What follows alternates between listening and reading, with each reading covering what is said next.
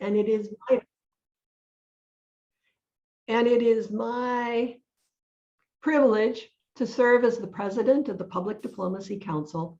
And it's also my privilege to welcome each of you to this first Monday Forum webinar. Yesterday, we were all reminded, was the 77th anniversary of D-Day.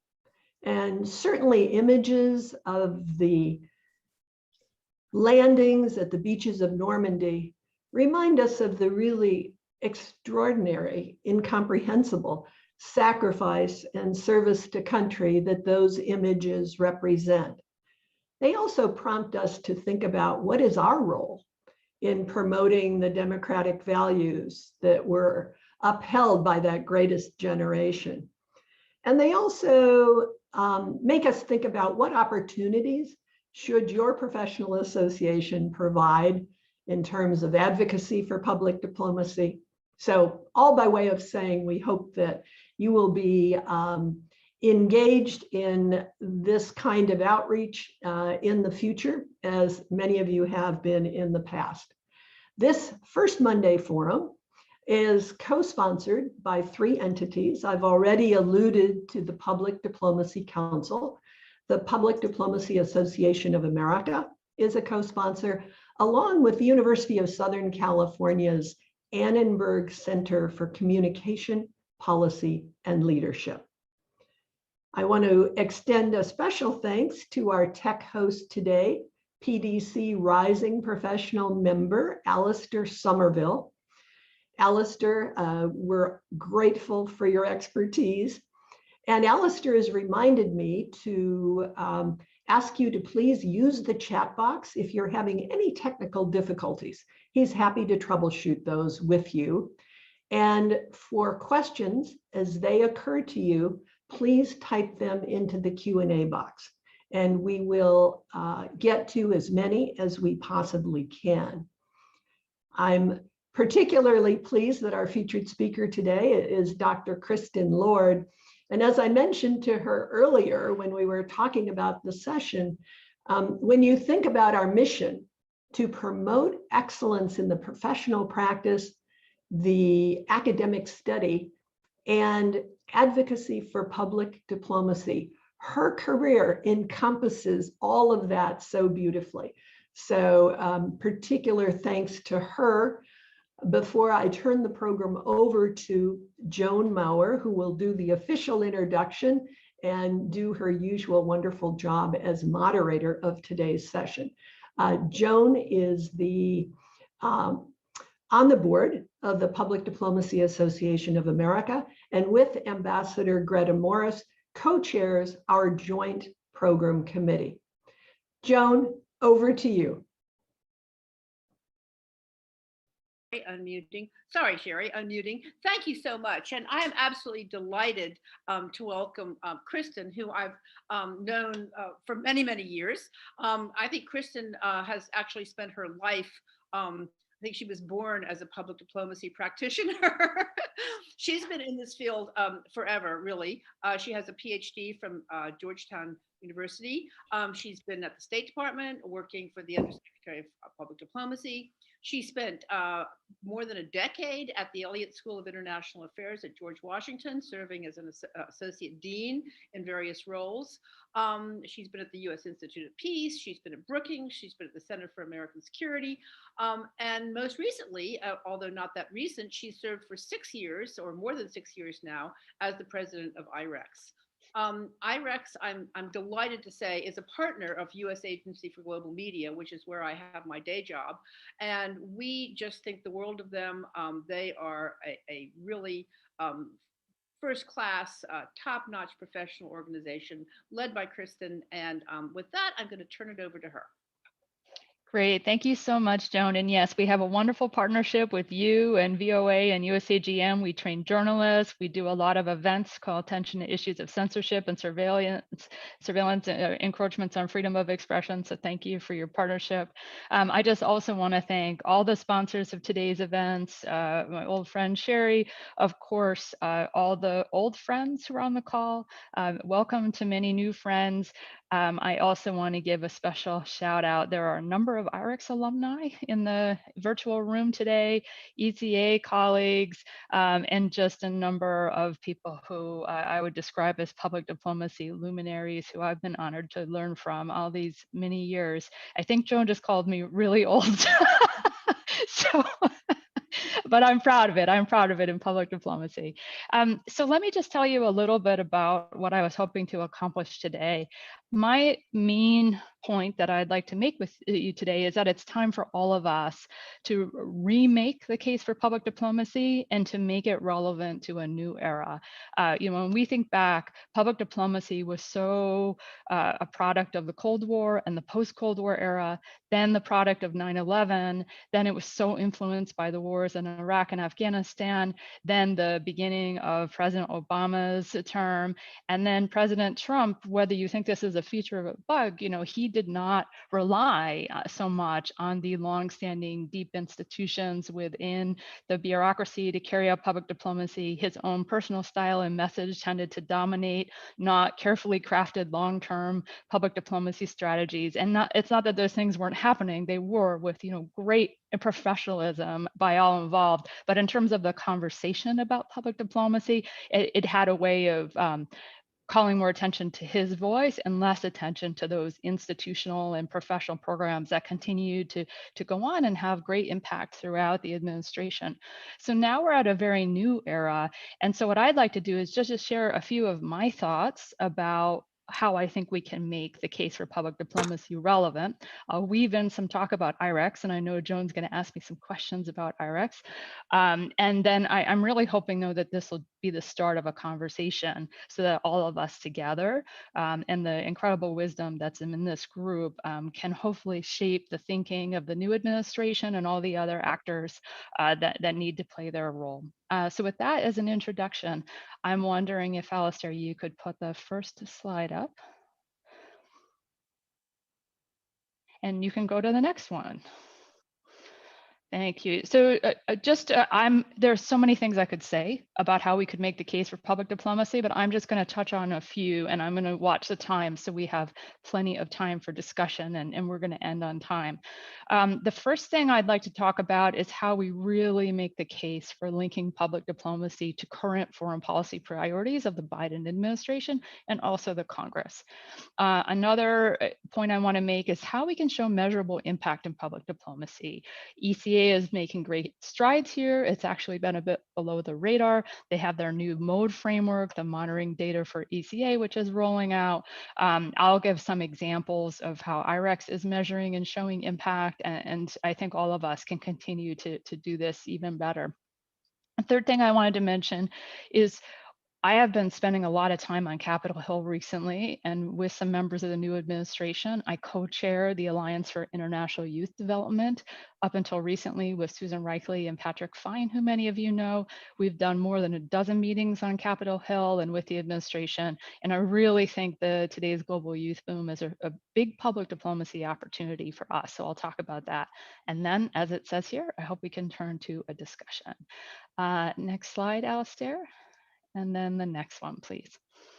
So just to give a few of many examples about how we can make public diplomacy relevant to the Biden administration and to the US foreign policy interests, regardless of your party affiliation.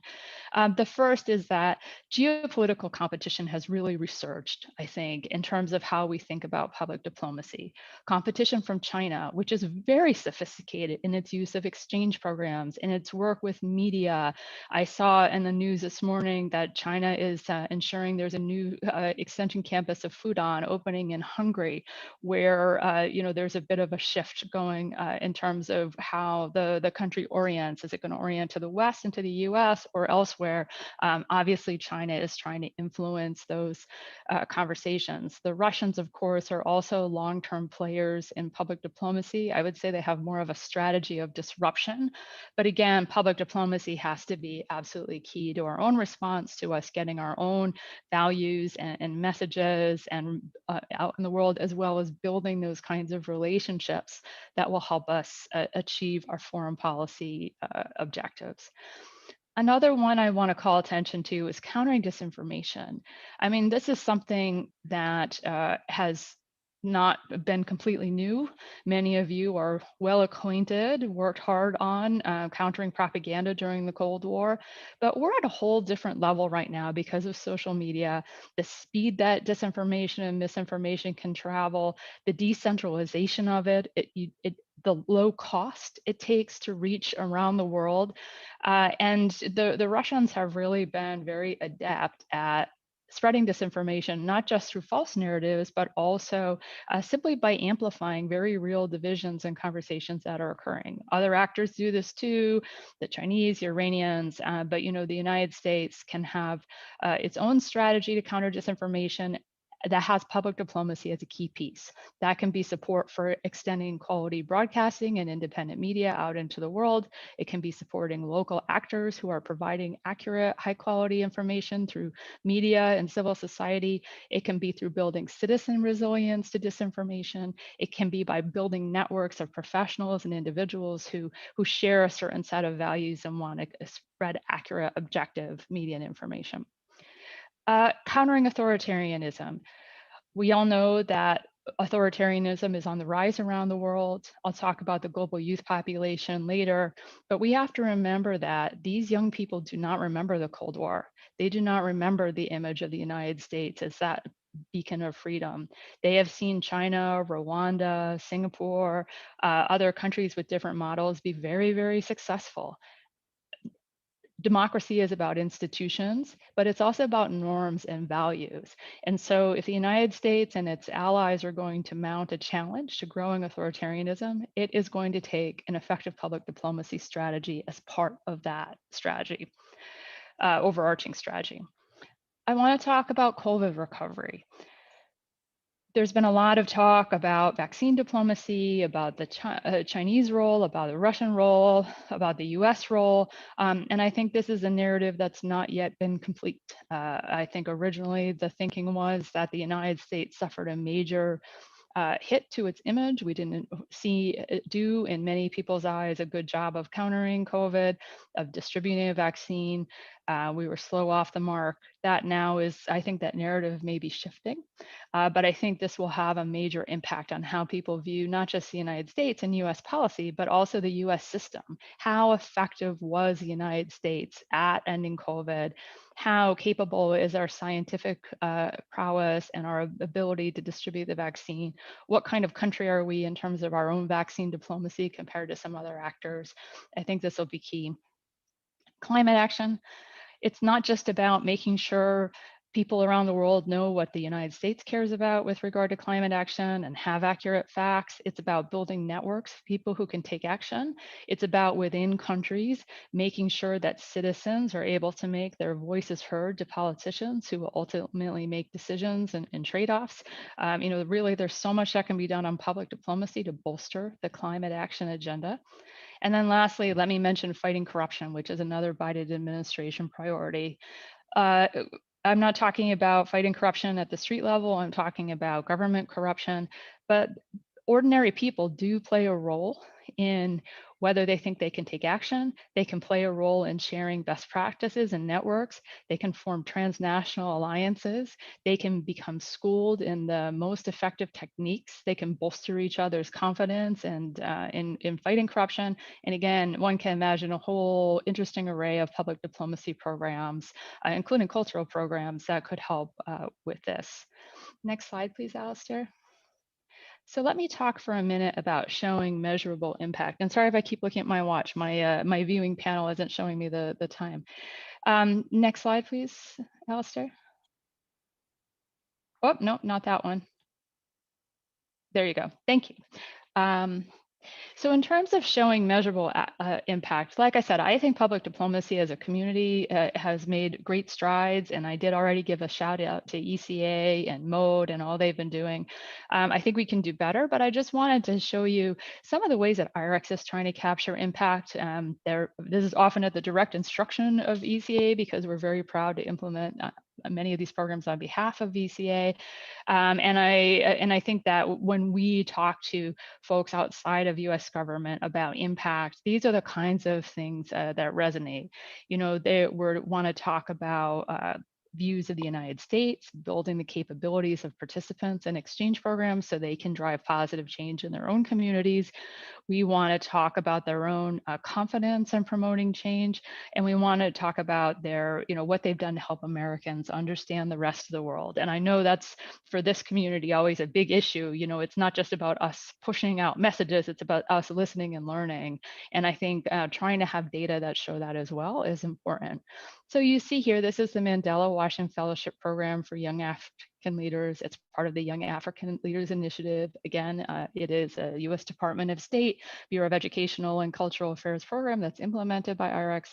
And you can see that already since the program was created, we have more than 4,000 alumni in every country in sub-Saharan Africa. They are mid-career, they are already very influential, they are networked, they're an extremely diverse group, and I could talk separately in the discussion if you like about how we talk about diversity at IREX, not just in our organization, but in our programming.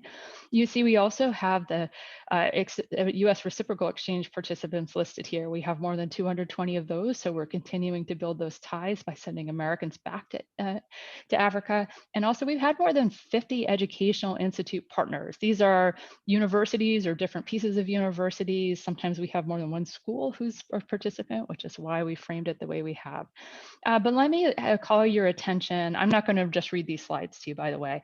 I'm counting on you to read them, but let me give you some examples here. We see that 91% of participants in this program report being more effective leaders, so driving positive change in their community. 79% had those lasting relationships with their American counterparts. And that's been two ways. You see the 77% of the communities that where the universities and educational partners are placed say that the fellowship didn't just help the participants from Africa, it actually helped the community build stronger ties and help them internationalize their own campus and do other activities. So I think this is a huge success, huge bipartisan success of US public diplomacy. I think it's been wildly impactful, and I hope we'll see more programs like this going forward. It has really been effective at building this network of young leaders who are the future of Africa and who will now know the United States so much better. Next slide, please, Alistair.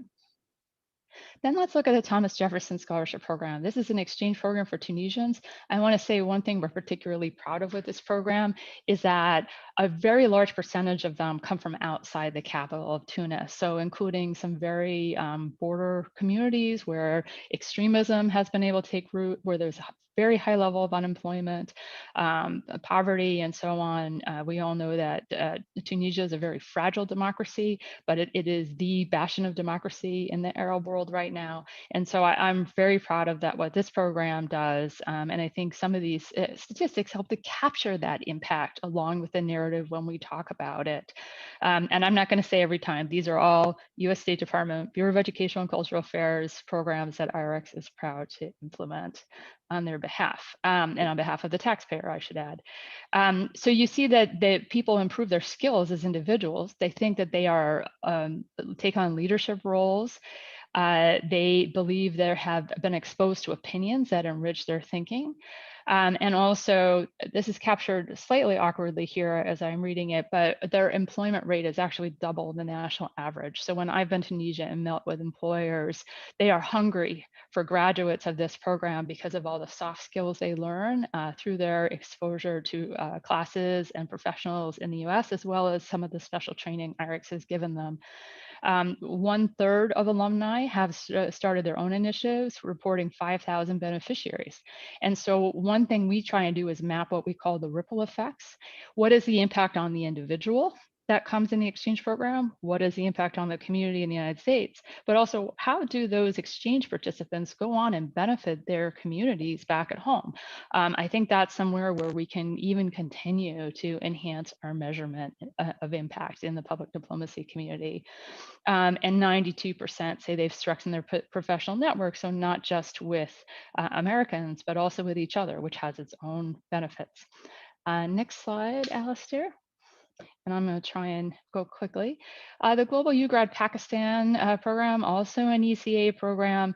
You see the impact on leadership here. You think you see how 75% of the alumni say that they have created some positive change in their home communities as a result of their participation in the program. So think about that. We have 93,000 alumni who have been touched by various people who have come through the program, through presentations, or in some cases through community action. And we really try and build a lot of community service into our programs in the United States for exchange participants. And what we really see is people bring that ethos back to their communities. And in many cases, that's not something that foreign countries are familiar with. So we think that can be a real benefit of exchange programs.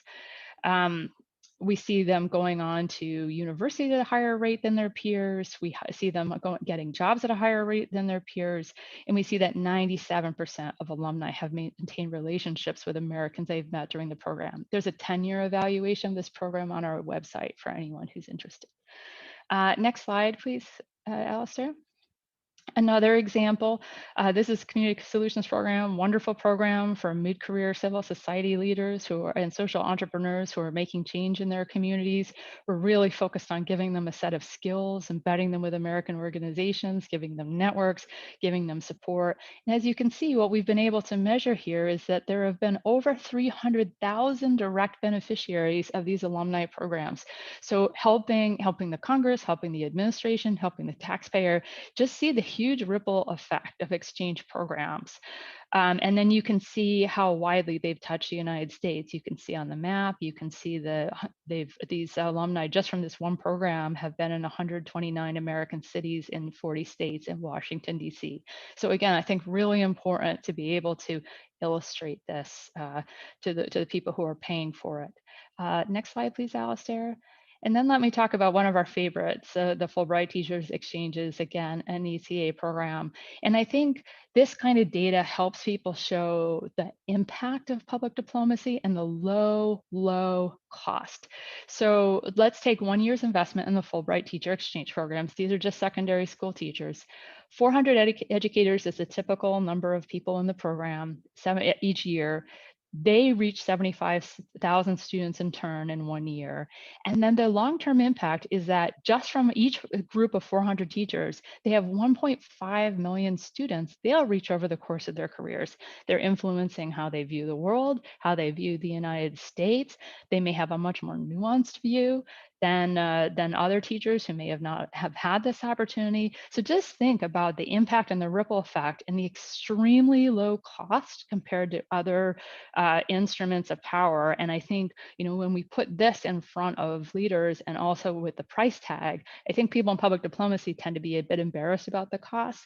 I can assure you, this is lint under the soda machine in the Pentagon in budgetary terms compared to what other agencies like the Pentagon have to spend on achieving impact. So I think being able to show these things very succinctly is important for our community. So let me talk just a bit about youth, and then I want to end and wrap up so that we can turn to discussion. Next slide, please, Alistair. I really think the public diplomacy community has a great chance to talk about youth as a target audience. They don't have the frames that a lot of today's leaders, American and otherwise, have. They are a massive population. We have the largest youth population in human history on the planet right now, about 1.2 billion youth. The average age of an African is 19 years old. The average age of an African leader is over 70. And those youth are concentrated in some very strategically important countries to the United States. They are in countries like Pakistan and Nigeria. They are in countries like Guatemala and Honduras and El Salvador and Mexico. And how those youth view democracy, the relationship with the United States, economic opportunities, where they're going to seek markets, where they're going to go to school, is going to have a major impact on the world, on their countries, and on US national interests for a long time to come. We have a huge youth employment issue, some of which comes from a skills and educations gap. And public diplomacy, again, has tools that can be used to address this. So we can talk about educational exchange, we can talk about in-country programming, we can talk about cultural programming and media, but really there's so much we can be doing to engage this global youth population. And what I have found is that the Congress completely agrees with this framing.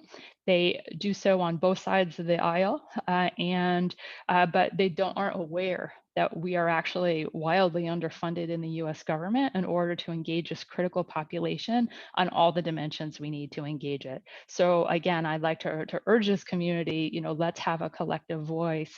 Let's call attention not just to the importance of this youth population, but also how public diplomacy has to be one of the leading ways that we actually address this very important group. So next slides, Alistair. Comments and questions. We'll go to that in a moment, and then let's end up with the IREX slide. So you all know that IREX is really proud of its role.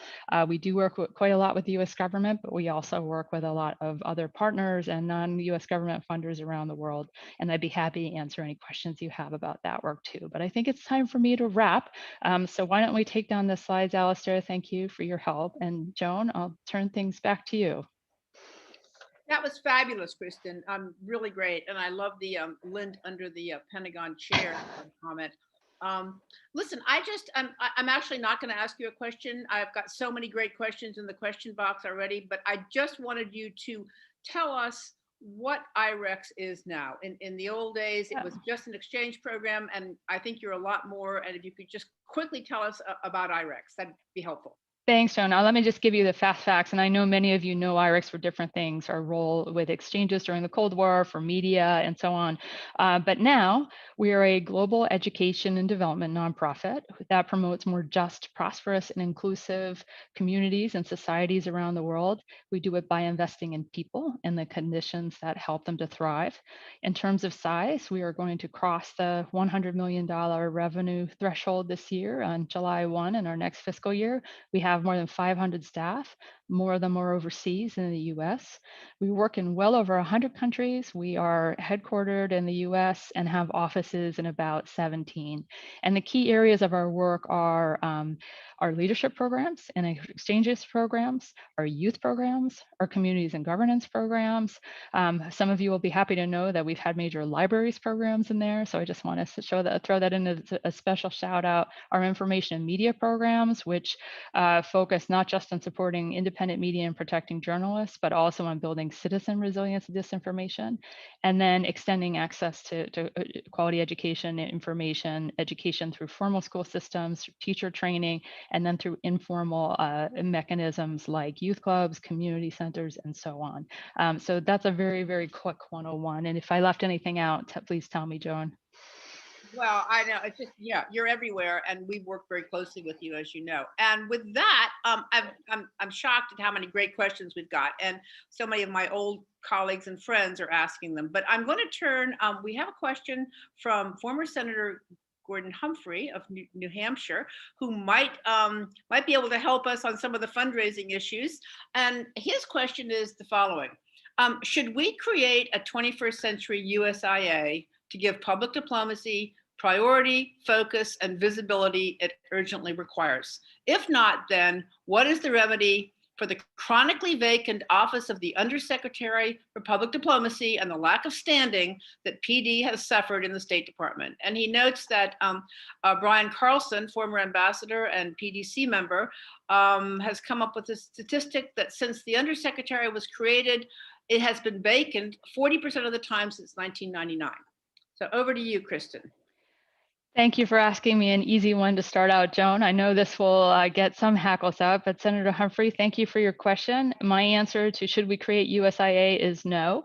And I've put in the chat an article I wrote for CSIS in the last 6 months that makes that case. And let me explain what I mean by that. I am a huge fan of USIA and its work. I think it did incredible work. And I would not have eliminated if I were president of the United States or in the Congress at the time. That said, It does not exist anymore. Recreating a new agency at this time, I think, would really be a massive distraction. I think many other agencies will be reluctant to let go. So what I'd advocate instead is a major infusion of resources, leadership, high-level support, strategic vision in order to make the institutions that we have work more effectively. And I've laid out in that article, I won't expound on that at length, but I've laid out in that article some of the things I think we can do. And then as far as the undersecretary role being vacant 40% of the time, yeah, I know. I wouldn't do it. I'm disappointed the Biden administration hasn't named someone already. I also think when the administration does name someone, they really need to look at that role. I think there's a fundamental lack of clarity about what that role is supposed to be. People have wildly different views on whether it should be involved in day-to-day media relations, whether the person should travel with the Secretary of State all the time, or whether it should be more of a strategic role. I have my own views on this, but the president and his Secretary of State need to clarify that.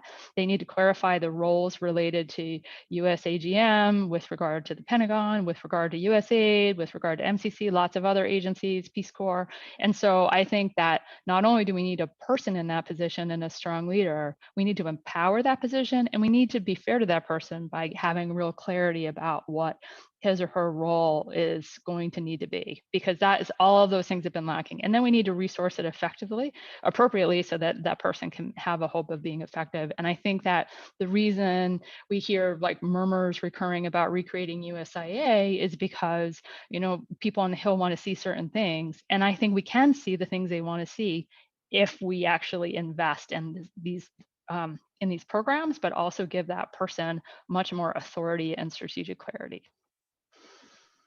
Thank you, Kristin. And I do hope that people, if you disagree with Kristin or you think she's on the wrong track, please put your questions back in the Q&A box, and we'll keep that alive after the session even.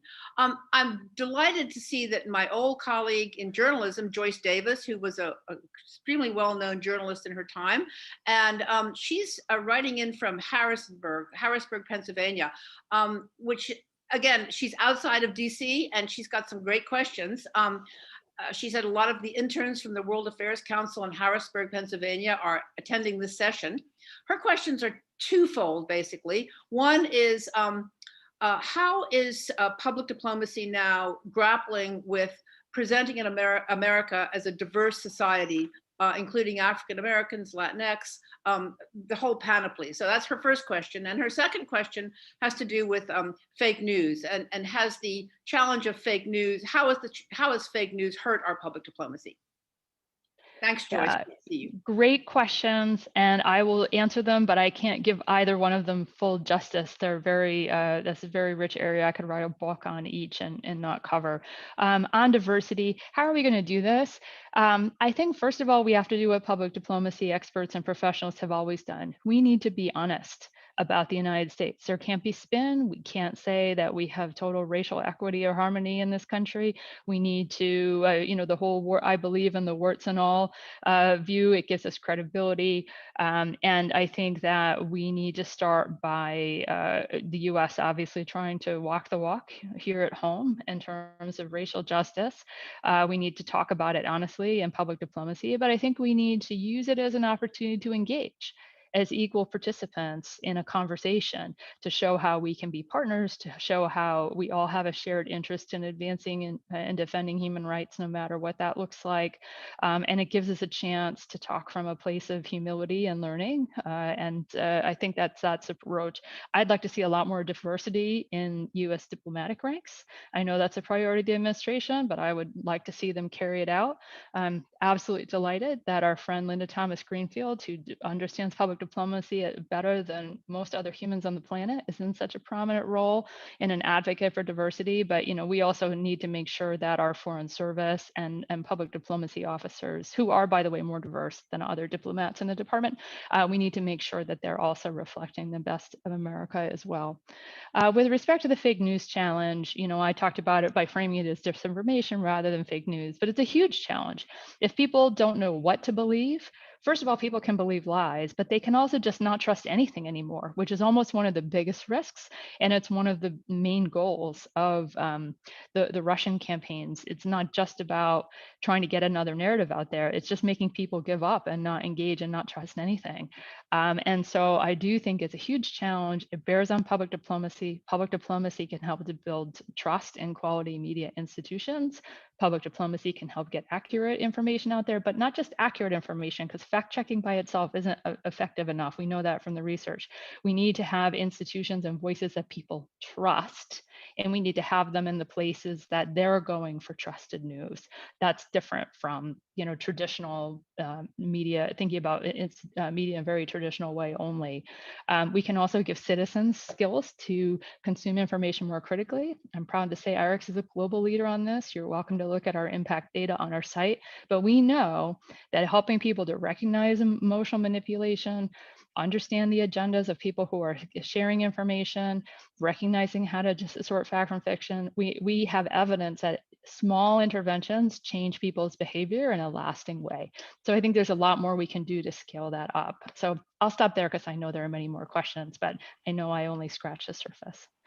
Yeah, here's a related one, Kristin, from Zarek Zufar, who was the former special representative to Muslim communities and the former special counsel for the post 9/11 discrimination at DOJ, Department of Justice. And he's asking, and you alluded to this, but he's asking, how should we connect our domestic challenges? You said we should be honest with how we present the United States, but is this going to require a new approach in public diplomacy, or are there new ways to communicate what's happening here in the United States? Do you have any thoughts on that? And thank you, Mr. Zufar, for your question. I won't say new because I want to recognize that public diplomacy professionals for many years have been dealing with variations of this issue. The flavors change, but some of the fundamental tensions or challenges with public diplomacy are threads that run through a long history.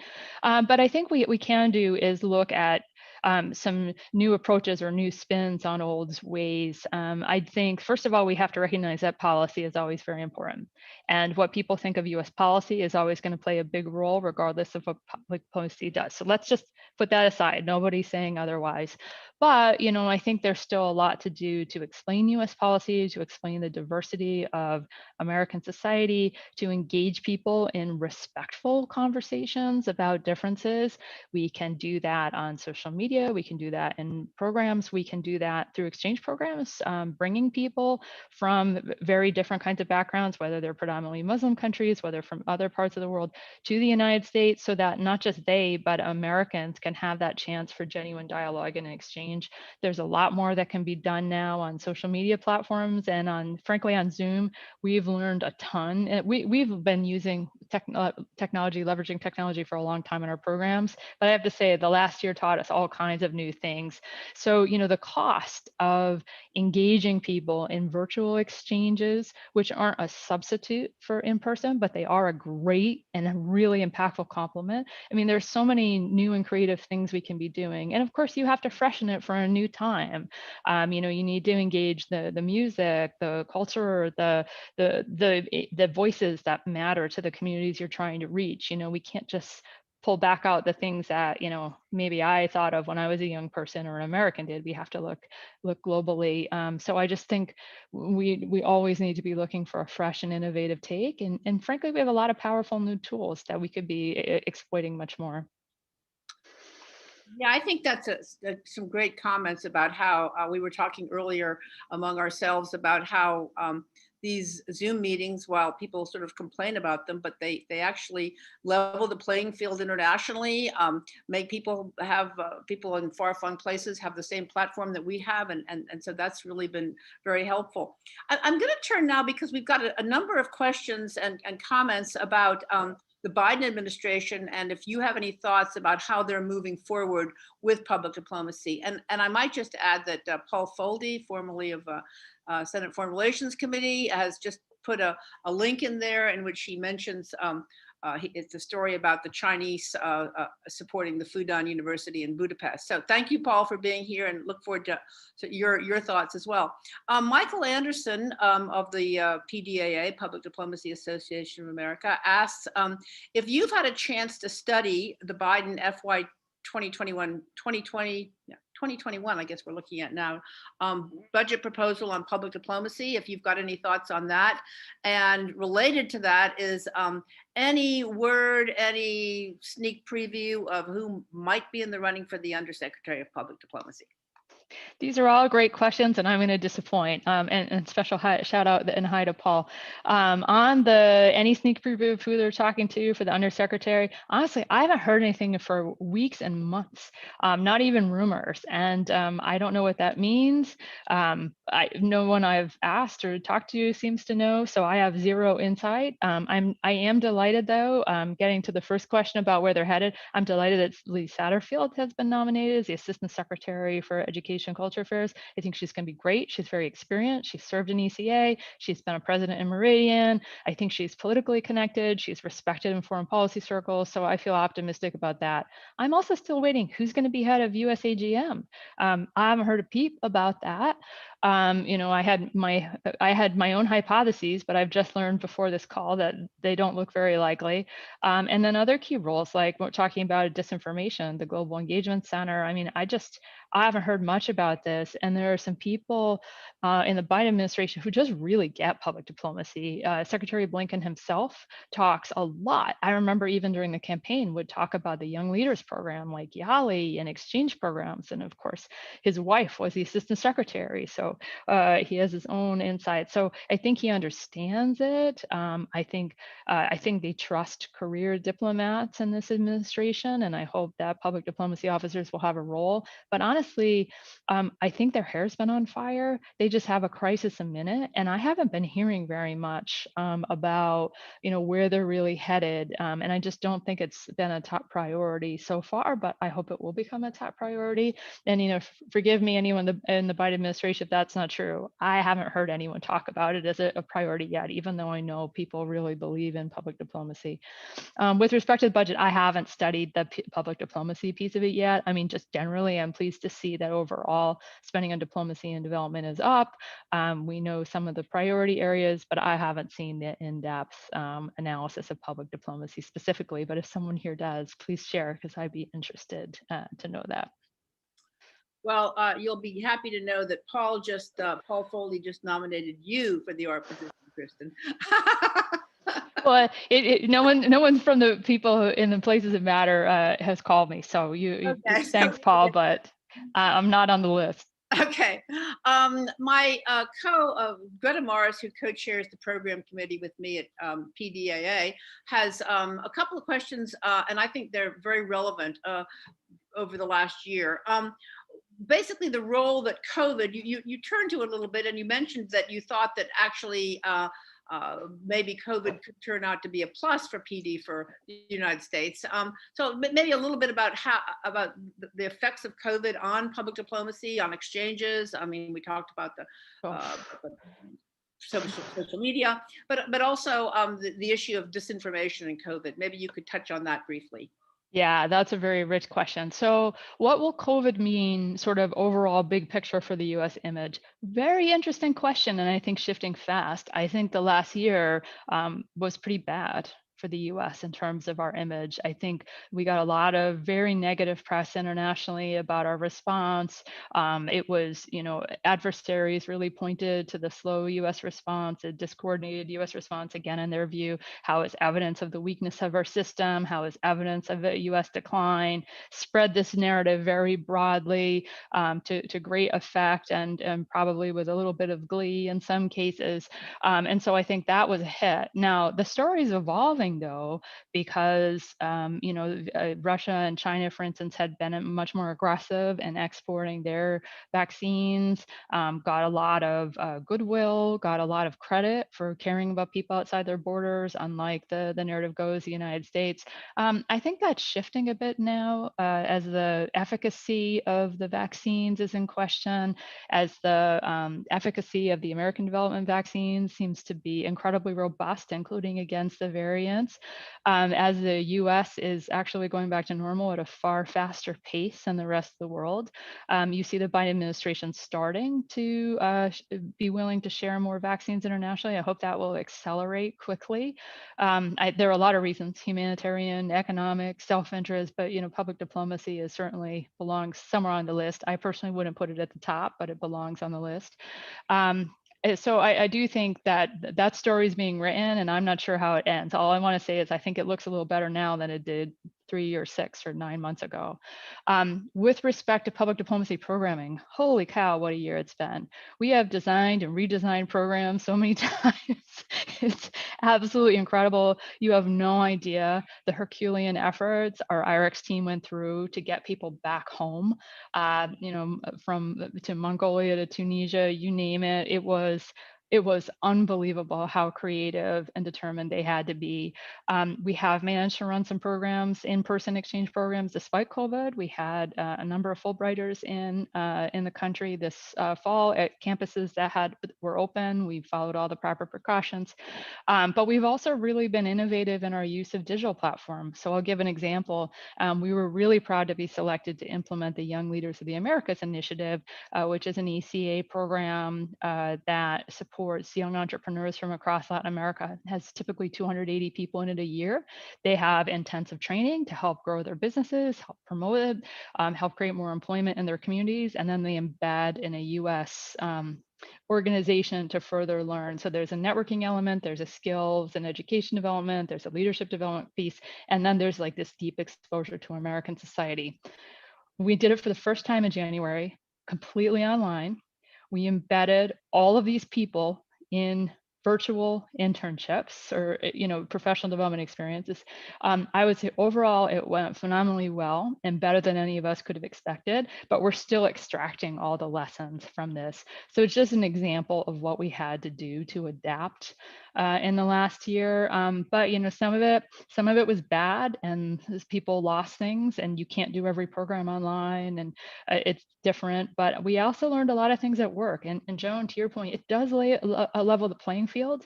It creates more accessibility. We found, for instance, in our work with journalists around the world, we're able to work with women journalists and journalists from marginalized communities a lot more easily because they just can't take off and go to some training program or some networking event. And so there are some ways where we found that the virtual programming actually is superior. We're also experimenting with the use of virtual reality, especially when we're working with people who exist in oppressive environments and travel creates a risk. So, it's really been a learning year, and huge credit to my colleagues at IREX, the people who are running our programs every day. It has been an amazing year.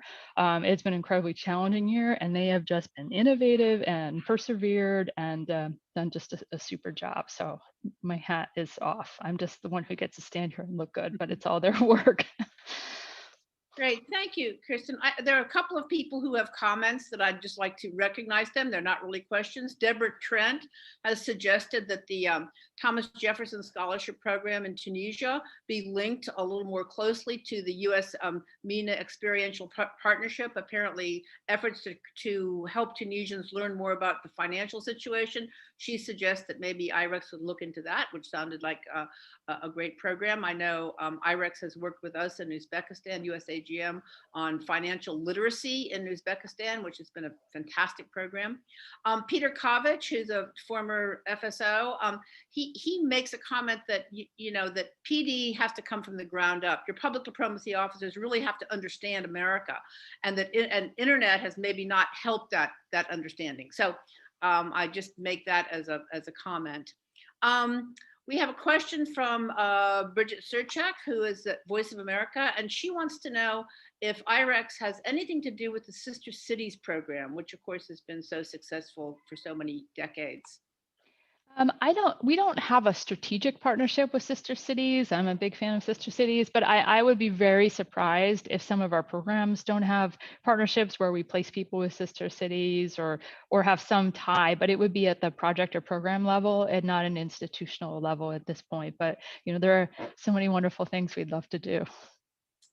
Great. I'm actually saving the best group of questions for the last, and I hope you'll expound upon these a little bit before we turn it over to Nick Cole to close. But we have Ariana Grena and Marcy Falk Barros, and both of them are asking. They're both young people, and they're both asking basically the same question: how do we get engaged in public diplomacy? How do we prepare ourselves? Where should we go, and how do we get into this field that all of us love so much? Well, thank you. I would say that first of all, thank you for the question. We need people like you in public diplomacy. We need really bright, intelligent young people coming up the ranks. I would say you're already doing the right thing. You're starting to become involved in some of the leading organizations and getting to know these networks.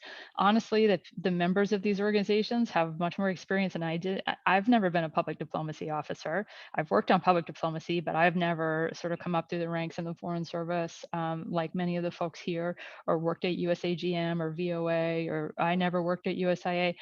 So I think participate in events, keep up on the debates, network and learn. And then I would advise you to be really mindful of the things coming over the horizon. So for instance, I mentioned being able to measure impact. I think this is an area where young people have an advantage, because I think a lot of people who went to school earlier, they wouldn't have had a dedicated class on how to measure program impact for things like this. I think it's much more common now than it used to be. So in terms of measure impact and then articulate that impact, I think you could have some unique advantages and bring them to bear. And then you also saw what I had to say about the global youth population. I'd like to suggest that perhaps you're better equipped than someone who's as old as I am to know what are the best ways, the best voices, the best cultural icons, the best touch points, the best communication modes to engage young people around the world. And so I would also advise playing up what you're bringing to the table, which from my perspective is a lot and a great compliment to having people who have worked in the field for many, many years. Great, thanks very much. Just see if there's some. Oh, okay. All right. Oh, a question from Len Baldaga, who's one of our favorites. Kristin, when McKinney Russell and I joined IREX together in 1994, almost everyone at IREX spoke Russian. What language are the folks at IREX speaking these days? Thanks, Len. Well, hi, Lynn. Great to see you. Great question. And you're right. When I back in the day, and even many of my colleagues who work at IREX now remember, I have one colleague at IREX who remembers when he was the only person working at IREX who did not speak Russian. And now it's not quite that way. We do still have a lot of Russian speakers, people who have been at IREX a long time, people who have done work in the former Soviet Union and Eastern Europe, who still have those language skills. We actually still have huge programs in Ukraine. We actually were just really proud to be selected for a $38 million USAID youth program in Ukraine in the fall. And of course, Russian language is really key for programs like that. So there still are a lot of Russian speakers, but we're much more diverse now then. IREX's largest programming area is actually Sub-Saharan Africa, followed by the Middle East, North Africa region, then followed by the former Soviet Union area, Eurasia and Europe. And that is actually growing in the last couple of years as there's more of a demand because of geopolitical competition, then Latin America, and then Asia. But we actually have programming in all those regions now. We have staff in all those regions. We have all the languages and cultural backgrounds associated with that. And it's a very different IREX in many ways, but some of those long-lasting threads are still there. And I'm pleased to tell you, I just had an email exchange with Alan Kassoff, our founder.